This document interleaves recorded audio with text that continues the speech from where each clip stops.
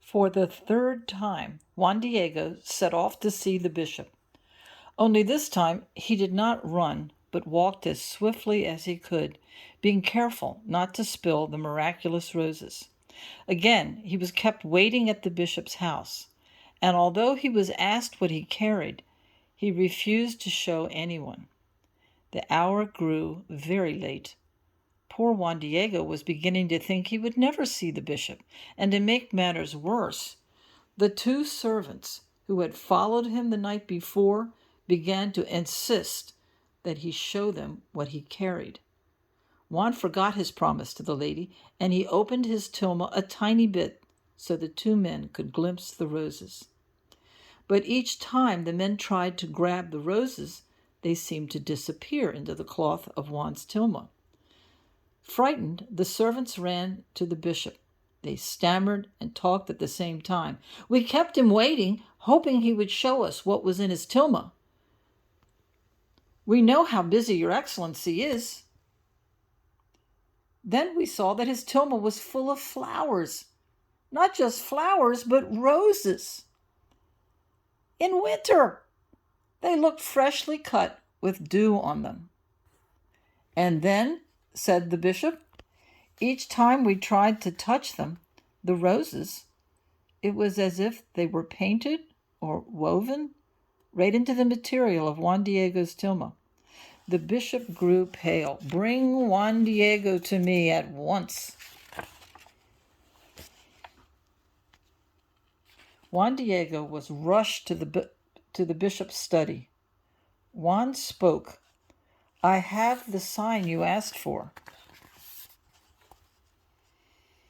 And he opened his tilma, and he let the roses fall onto the floor. A cry came out of the bishop's mouth as Juan Diego stood holding the empty tilma, which was still tied around his neck. The bishop and everyone else in the room fell to their knees. And the bishop began to say the prayer, Hail Mary, full of grace. Juan answered the prayer with the others. Suddenly, he realized no one was looking at the beautiful roses on the floor. They were looking at his tilma.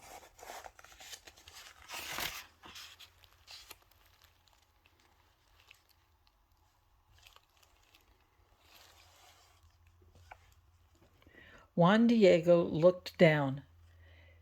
His rough cactus tilma had been changed into a painting of the lady, just as he had seen her at the foot of the hill.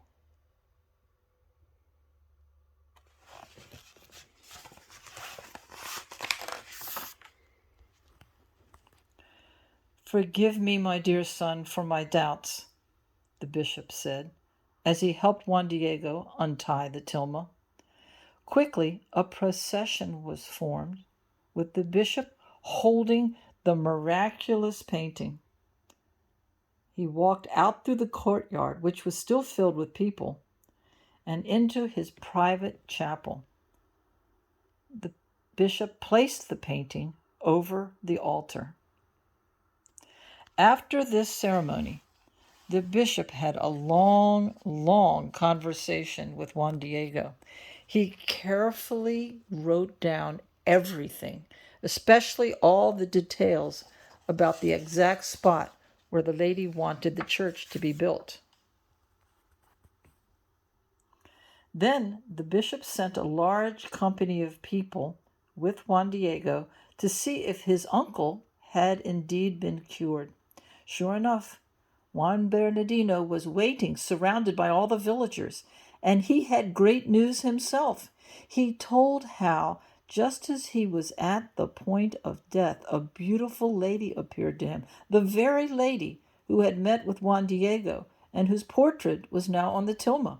Juan Bernardino also had a message.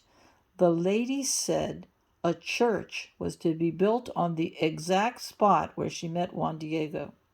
She said that it was her wish that the holy image should be known as Our Lady Mary of Guadalupe. When Juan Diego and his uncle returned to the bishop's house, they found the square filled with Indians who had heard of the miracle. They came, they said, to see and honor the image of the lady who wanted to show love to all the people of the New World, but especially to the Indians. In the space of a few days, an adobe chapel was built at the foot of Tepeyac, the hill. The miraculous painting was placed there, and a hut was built for Juan Diego next to it.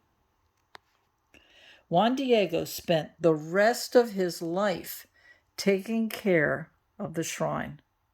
Eventually, after many years, a great church was built, and to this very day, millions and millions of people come to see the image and pray to the Lady of Guadalupe.